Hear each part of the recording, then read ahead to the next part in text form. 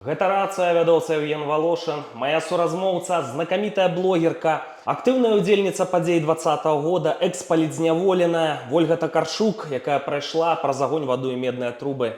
Вітаю, Вольга. Вітаю. Ну вы адседзелі ў катавальнях, тэрмін у вас быў 1,5 года. Ну вось рэпрэсіі ў Беларусі спыняцца не будуць. Лічыце, што афіцыйны інсайт. Для чаго яны это все робяць? А што яны хочуць увогуле гэтым дабіцца? Вы ж там былі ўнутры, там, можа быць, з нейкімі там вертухаямі, невертухаямі размаўлялі. У вас ёсць разуменне, для чаго вот это все? Ну, чтобы подавить всякое инакомыслие, потому что, мне кажется, наш недопрезидент, ну, во-первых, настолько был шокирован событиями 2020 года, наверное, может, открылись впервые глаза, что его народ не любит, а власть он терять не хочет. И мы ему не нужны, просто свободные, думающие белорусы не нужны, нужно стадо, поэтому у него нет выбора, у него или посадить, или выдворить со страны. Все, а силовики, а чем им плохо? Они вообще, это товарищи, вот сколько с ними общалась я, у меня ощущение, знаете, они живут одним днем. То есть люди настолько живут в каких-то своих шорах, очках, я не знаю, в своей реальности. Вот у них сегодня хорошо, сегодня плюшки есть, сегодня есть квартира, ну и все нормально. Они не думают о будущем, не думают о будущем своих детей. То есть, мне кажется, мало кто из них задумывается, что ну, не каждый ребенок этого силовика или там мента пойдет по стопам отца, правильно? То есть ему захочется куда-то, может, выехать, другую профессию иметь. А где? Выехать вряд ли будет возможность, если дальше все так пойдет, он же им тоже закрывает эти все границы. Идти куда-то в другую сферу, куда? У нас все, у нас уничтожено все. У нас есть что? У нас есть милиция, ГУБОП, ОМОН, ну и вся вот эта вот шушера. Больше у нас ничего нету, поэтому им ничего не остается делать, плюс они себя так заморали в 2020 году, и они понимают, что все равно рано или поздно последствия будут, и в их адрес, естественно, они будут, потому что я, конечно, за справедливые суды, но я за то, что никому ничего нельзя прощать и ничего нельзя забывать, потому что очень-очень много жизней, судеб, семей разрушено, сломлено. Я уже давала интервью и говорила, давайте возьмем пример просто одной моей семьи, да. У меня есть родители, которые пострадали, сестра, которая осталась одна и ухаживает за бабушкой-инвалидом. У меня есть бывший муж, свекровь, которая не видит сейчас своих внуков, да. И это уже вот 7-8 людей, у которых сломана, ну, жизнь. А сколько таких семей? Сколько таких тысяч, да миллионы таких. И что, простить? Нет. И поэтому они знают, что за все они рано или поздно понесут ответственность. У них нет назад дороги, и у нас нет назад дороги. Вось гэта клас, які сёння там вядзе рэю ў Беларусі ва ўладах, так? Я б іх назваў словам калгаснікі. Прыкрае слова ці не? Не тое, што калгаснікі, што там працуюць у сельскагаспадарчых прадпрыемствах, а вось менталітэт гэтых людзей. Хцівасць да чужога. Самі адукацыі нармальнай не маюць, хочуць, значыцца, мець все даброты, квартирка, дачка, машинка, зайздрасць да чужога абсалютная. Пакрыўджае там беларусаў апроч вот этих розных там силовиков ці не, таким словом? Я бы не назвала их колгасниками, все-таки это когда-то уважающие, ну, уважаемые люди были. Я бы назвала их стадом. Для меня это стадо.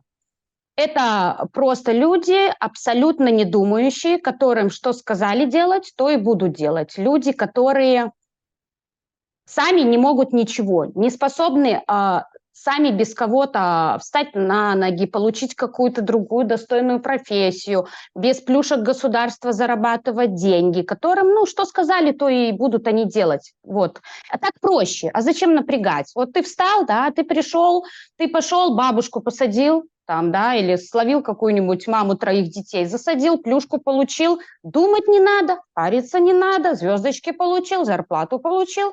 В принципе, а на море, ой, так мы ж никогда не ездили, наши ж родители не ездили, ну что нам то и море. Ну ничего, переживем. Ну, Египет, Турцию могут ездить. Скоро и туда не смогут ездить, я так думаю, я надеюсь. Вам пашанцавала, што вас пасадзілі ў 21 годзе і далі 1,5 года, а не 15? Очень.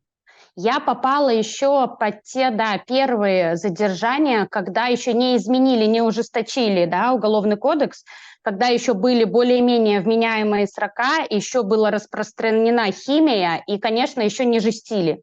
То есть судьи еще тоже были тогда не настолько запачканы во всех политических этих присудах.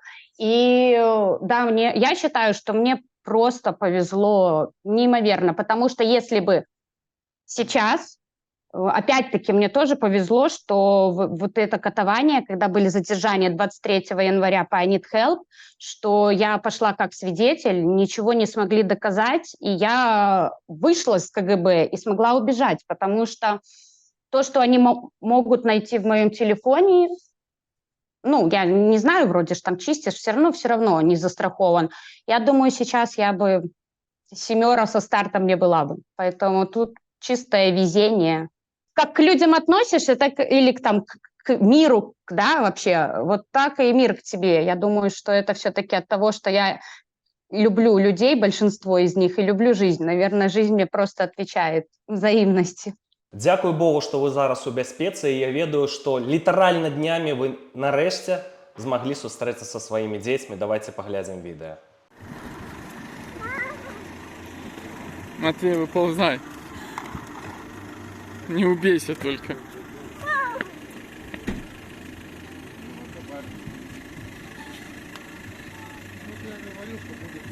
Ну, ты... Рация. Што тычыцца рэпрэсій, чаму яны не спыняюцца, чаму, як кажа сацыолог Коршуна, ўжо выйшлі з гэтага плато зноўку ўзмацнення, як у 21 годзе мы не маглі зразумець, для чаго гэтыя рэпрэсіі, рыхтаваліся да вайны, да нападу на Украіну. І зараз можа быць тая самая сітуацыя. Рыхтуюцца да новага нападу з тэрыторыі Беларусі. І гэтая тэма пастаянна ў трэндзе. Вось ужо Пуцін заявіў пра тое, што будзем праводзіць выпрабаванне тактычнай ядравай зброі. Я спадзяюся, не ў Беларусі, там нейкі паўднёвы округ, дзесьці там няхай у сабе там гэтае выпрабаванне праводзяць. Ну, запускаць жа яны збіраюцца з беларускай тэрыторыі. А Лукашенко праводзіць увесь час нейкія інспекцыі, выпадковыя, невыпадковыя, там правяраюць супрацьпаветраную абарону, рыхтуюцца. Ведаеце, Ольга, наши это люди не спознали тяжара войны, что это такое. Вы спознали, вы были уже у войсковой ситуации, можно сказать. Трапили под замес, праз многое пройшли. Мы так само, мы были во Украине, мы бачили наступствы, мы стратили сяброў на войне. Ну а что там увогуле наши люди думают, на что спадзяются наши земляки? Ну, во-первых, ситуация с нашей страной для меня это огромная боль.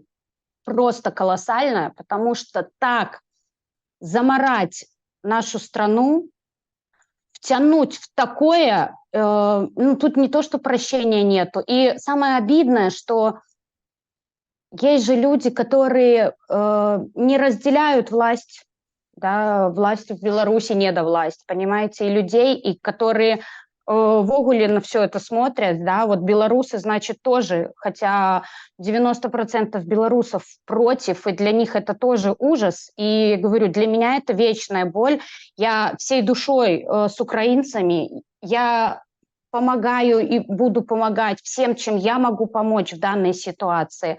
Вот. То, что Лукашенко там бегает, это больше пуха на себя нагоняет, ничего он давно не решает, и ничего от него вообще не зависит. Все, что у него сейчас, это удержать эту власть, удержать это кресло синими этими пальцами своими. Вот. И у него выхода нету. Все. Я, может, жестко скажу, я не понимаю. Столько прекрасных людей, столько воеров гибнет, да, столько просто людей в Украине, которых убивают. И я не понимаю, где вот что-то сверху, чтобы эти двое просто сдохли и спасли планету, Европу и все. Вот где вот это вот? Уже столько людей молятся, куклы Вуду делают, свечки за упокой ставят. Где? Почему вот таких два, нет слов на них, да? Они решили, что им позволено рушить судьбы. В Украине убивать, в Украине открытая война. У нас тоже война в нашей стране, не открытая. У нас гибнут люди, у нас гибнут в тюрьмах. Их просто заживо убивают. Убивают ШИЗО, убивают ПКТ, убивают отсутствием передач, звонков, информации. Информационный вакуум – это страшно. когда ты годами сидишь в ШИЗО сам с собой. Мы не знаем, что с ними. Это тоже война против собственного народа. Это гражданская война, когда вот эти вот уроды с дубинками, им все разрешено. И они знают, что они могут прийти в любой дом, в любую семью, взломать дверь, выбить что-то, забрать, и им за это ничего не будет. И вот тут что? Он будет дальше это делать, потому что у него выборы. И если он не будет это делать, он понимает, что...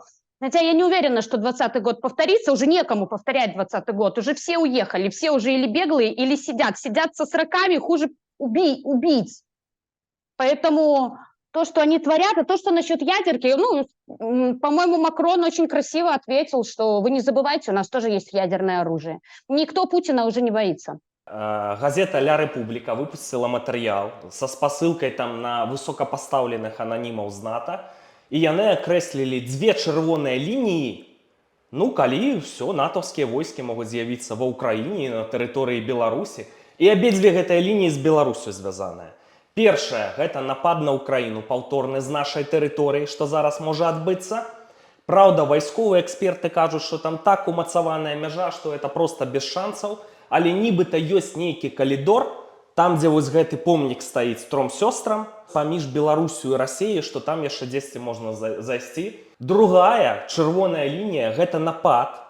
Там яшчэ пра Малдову была размова, але з беларускай тэрыторыі на Балтыю.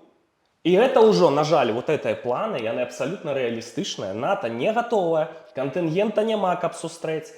Расійская вайсковая машына, яна раскруцілася. На жаль, усё гэта можа быць. Это удары па нашай тэрыторыі. Это самыя розныя войскі на нашай тэрыторыі, як это бывала ўжо ў гісторыі. Нейкія такія наступствы блізкія для нашых людзей. Масавая мабілізацыя, все для гэтага рыхтуецца. А таксама закрытыя межы, што ты нават не зможаш выехаць з Беларусі. Лясне эканоміка, канешне ж, галеша. Вельмі небяспечная сітуацыя. Вы сказалі пра ядравую зброю. Вось некаторыя каментатары на нашым канале пішуць: а што ж ты пра палякаў негадзяяў не пішаш, не расказваеш у сваіх відэа? Яны ж просяць тактычную ядравую зброю паставіць, якія негадзяі агрэсары. Што вы думаеце пра гэта? Я поражаюсь, 21 век, вот есть страна-агрессор, и НАТО, имея такое оружие, такую мощь, такую армию, не готова. Я не понимаю, как вы можете быть не готовы. Вы могли это прогнозировать, проанализировать все. То, что тут, например, я сейчас нахожусь в Литве, и люди напуганы, и они в состоянии в любой момент бежать. Я общаюсь с литовцами, они у всех собраны тревожные чемоданчики, они массово скупают велосипеды, самокаты, понимая, что выехать на машине может быть проблематично в случае чего-то. Я прекрасно вижу, что это угроза вполне реальная. То, что нападут на Украину, тоже никто не верил, и это тоже касалось мифом. И я, конечно, когда мне сейчас говорят: ай, успокойся, да не будет такого. А почему вы так решили, что не будет? С чего? Давайте возьмем Украину. Это сейчас у них нету там... Может быть, российская армия сейчас не такая сильная, я согласна. У них много полегло, техники нету. Но, опять-таки, мы же не знаем всего. У Великой Британии, ведаеце, колькі танкаў? Вот отгадайте. Оказалось, рабочих танкаў, на якіх воевать можно. 160 усяго. Вы уявляете сабе? А у России есть все, техника. Есть люди, якія готовыя там, колькі яны, $2700, это вот шараговая вот это вот зарды зарабляюць вайскоўцы. Там ахвочых вот так, вот это вот галечы, якія героямі хочуць стаць, так, яны не скончацца ў іх. І яны маюць вельмі добры баявы досвед, вот эксперты вайсковыя кажуць, на вайне ва Ўкраіне это магутнае войска сёння. У пачатку вайны так не было, я кажу про 22 год, а сёння это магутнае войска.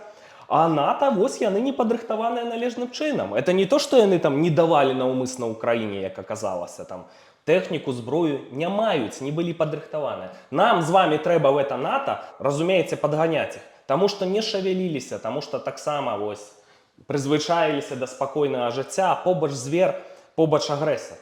А з палякамі з гэтай тактычнай ядзернай зброяй? Дык а што, у Еўропе тактычнай ядзернай зброі ўвогуле няма. У Франции стратегичная, у Британии стратегичная, это войсковая необходимость, и это отказ на конкретные погрозы от Лукашенки. Иммиграционный кризис это была ихняя погроза. Чем тут поляки погрожали? Рация. Напередодні 9 травня, там День Победы и все такое, будут детям лекции в школе читать. Значится там Великая Победа, Сталин хороший, там, ну там миллионы людей знішав, неважно, так? Что вы про это, про все думаете?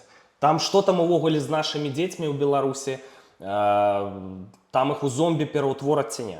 Очень с большой вероятностью, потому что то, что я видела в школе, для меня это был просто дичь, полный ужас. Это все посвящения в пионеры, это дурацкие галстуки, это пропаганда, это с утра у них начинается с гимна. Это вот как в тюрьме, да, все время включают в 6 утра гимн. То же самое, они приходят перед уроком или первый урок, они поют этот гимн, первоклашки его разучивают, ты везде ходишь с этими флагами, все облеплено этими красно-зелеными тряпками.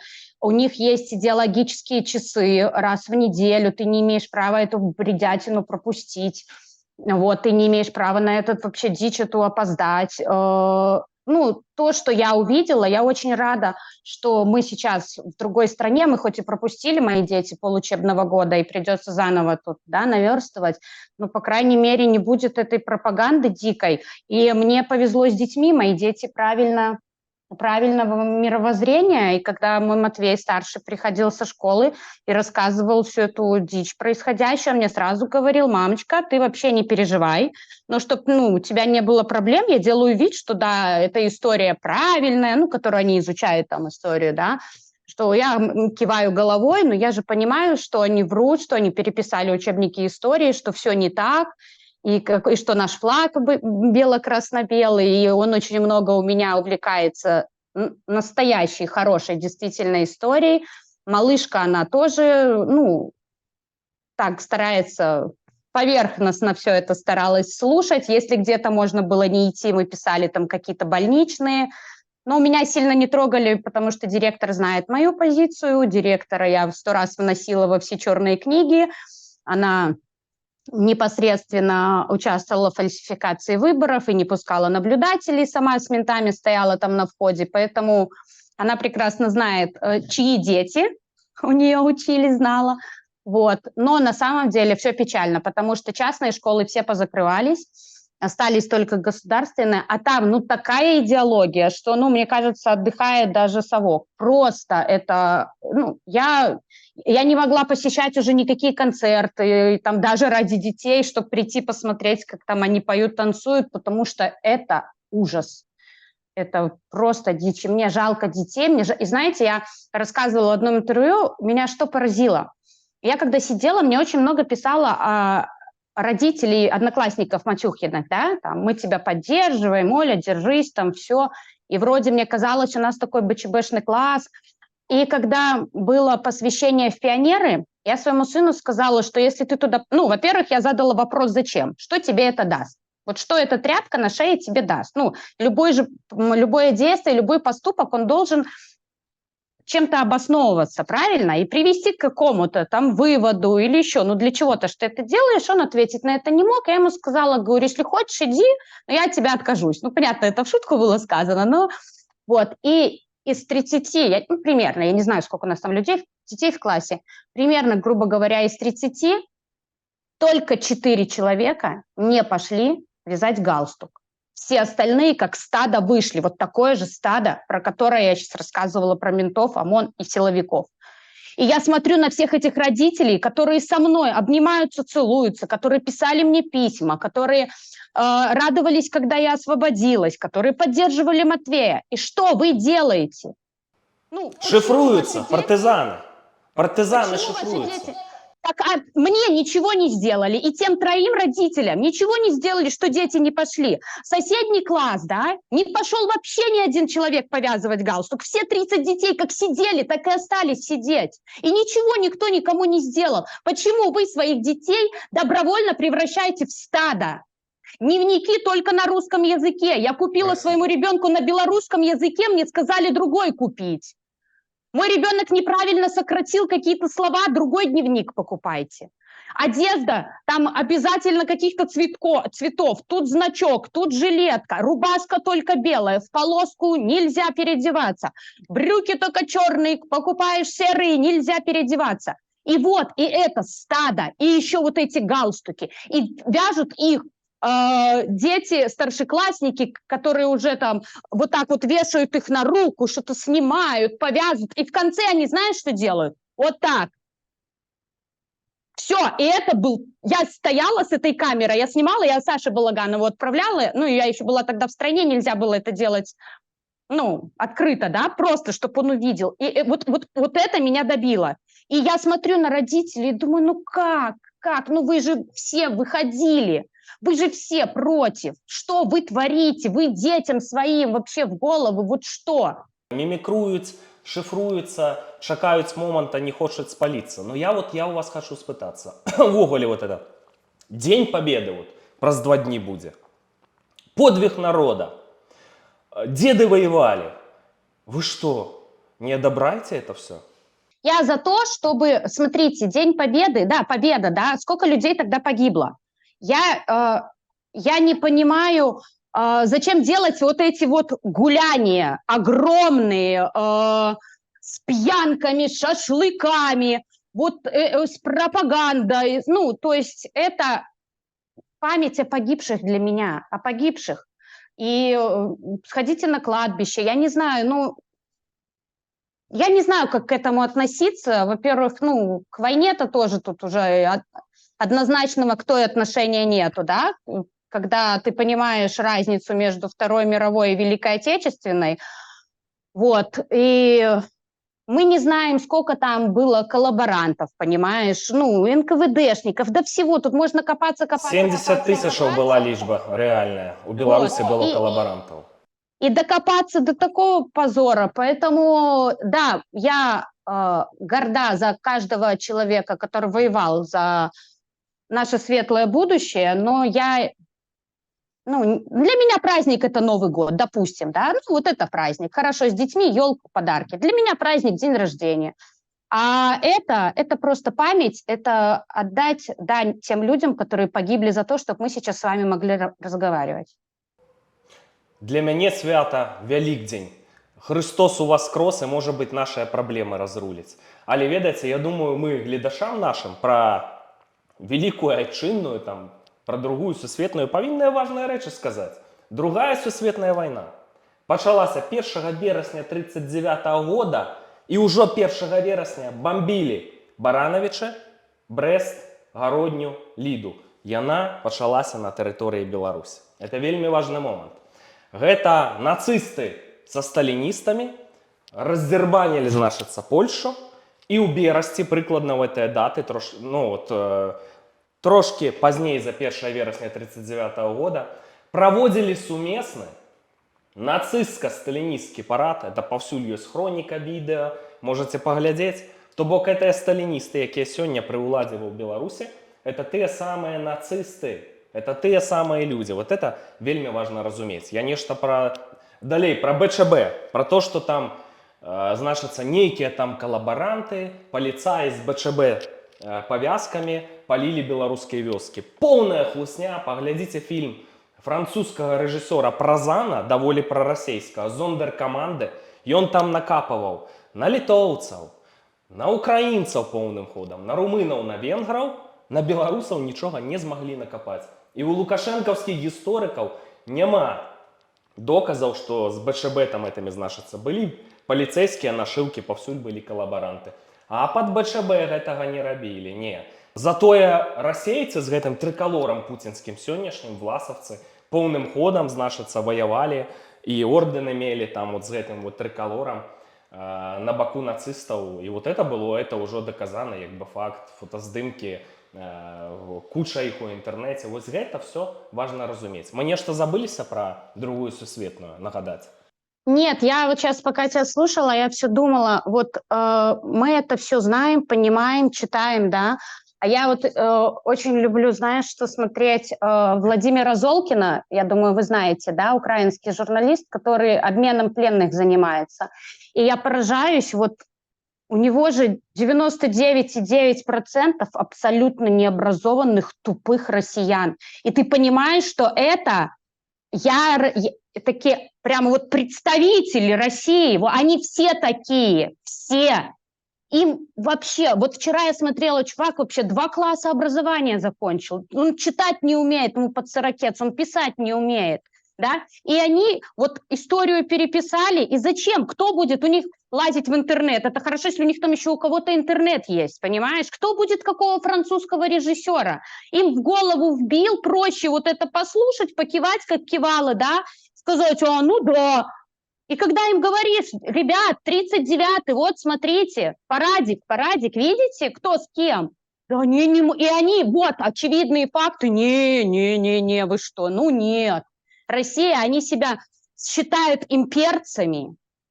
А что, ну, империя, имперскость, это величие какого-то, да? Что у вас великого? Вы тупые, вы ходите в яму, лопухом подтираетесь, у вас у половины даже среднего образования нету. Вы живете просто в развалинах, вас обворовали, вы нищие. Что у вас великого? Где? В чем выражается ваша имперскость? А ви б Нельзя змогли, заробляючи 3000 там, євро в місяць, жити з похиленим плотом і користатися алюмінієвими лижками? Ну, Так само треба вміти. Але скажу вам, Ольга, що коли в Беларусь застанеться під москалем у этой російській орбіті, то і Беларусь это буде чекати безумовно. Но российцы, ведаете, я тут не люблю, я белорусоцентричный человек, про хороших русских говорить, но мне сустракались такие люди, коли я жил у Коста-Рыцы, знакомитый там Александр Салтыков, Эльруса, вельми поважанный человек, но это вельми про-белорусский, про-украинский человек, у его там у команде украинцы працавали, это нормальный мужик свой, но есть повсюль нормальные люди, як бы нема питання, да? Конечно, я упевнений, він зараз і діяння російців, безумовно, не підтримує, тут нема ніяких питань, но ситуація складана. Рація. На минулому тижні кіберпартизани опублікували там базу доносів, 40 тисяч. Ну, насамрэч, там этих доносів було, реальних доносів, 2000. Щось там у КДБ писали, хтось там жарти. Ну і нібито, що от Змітер Гурнєвич, журналіст, підлічив, тільки кожне з 43 тисяч білорусів доносчик. Ну, доносить же могли там у міліцію, там, а розумні люди ввогуле, розумні доносчики, такі прожжені шкури, вони ж так само не будуть сліди в інтернеті покидати. Напевно, агентури много. Ну, а що там про вас подоносили? Не, да про меня, в принципе, ничего. Ну, может, на меня кто-то что-то давал, какие-то доносы, но на самом деле я, во-первых, от себя хочу выразить просто низкий поклон и огромную благодарность нашим киберпартизанам. Боже, вы вообще понимаете уровень защищенности нашего целого КГБ, да? И вот насколько... Какой у них там уровень, да? Вот их уровень реально сажать бабушек за колбасу и разбирать продуктовые корзины с туалетной бумагой, прокладками и конфетами. Потому что вы не можете себя защитить. О чем говорить вообще? Доносів гэтых, што тычыцца. То там, ведаеце, нават людзі, якія мецілі ў каардынацыйную раду, зараз жа выбары будуць 25 траўня, нават там доносчыкі знайшліся. Ну, там гэтыя шэрагі, канешне, прарадзілі, прыбралі іх. Ну, павсюль агентура, як кажа Зенон Станіславович Пазняк. Трэба заўжды з гэтага сыходзіць у вайсковы час. Но скажыце, а вы не пашлі на гэтыя выбары? Такі папулярны чалавек дэлегатам. Чаму? У меня было приглашение, я даже задумалась. Но у меня есть обстоятельства в лице заложников в Беларуси, из моих родных. Вот. И в данной ситуации мне главное не навредить. Это первое. Второе, я не верю. Я не верю, что это даст толк. Половину людей, кто туда пошел, я не знаю. Даже большую часть я не знаю. Я не понимаю, чем будет заниматься Координационная Рада. Находясь в Беларуси, я не следила за их деятельностью, потому что вот я видела, что делает Светлана Георгиевна. Вот она что-то делает конкретно, я это вижу. Я вижу, что делает Пал Палыч, да? Он дает отчеты. Это единственное, кому бы я там могла сейчас доверять на самом деле. Я вижу, что делают какие-то наши фонды, да? помощи. Я, находясь внутри, видела, сколько помощи идет политзаключенным семьям. Это то, что я видела. И я понимала, что вот это да, а тут я не понимаю. Объясните мне, ну, что должна вот по итогу делать Координационная Рада? Ну, чтобы я туда пошла. Перемалывается туда-сюда, бла-бла, а по сути только Света там и Латушка, понимаете, с командой что-то толковое пытаются делать, чтобы нас не забыли политзаключенных, чтобы нам помогала Польша, помогала Литва с такими беглыми, как мы. Поэтому, ну, смысл туда идти, пропиариться, мне нафиг не надо. Я не для этого блог делала, и не для этого, ну, это не моя цель сейчас. Я хочу людям помогать. Я хочу заниматься тем, что действительно может принести пользу, вот. И именно, ну, вот что касается там фонда страны для жизни, да, или там Байсол, можно гнать сколько угодно, но они помогают, действительно помогают. Вольга, так что, Светлану Георгиевну навечно оставляем королевой, ці як? Я не сказала, что она королева, я не сказала, что оставляем ее навечно.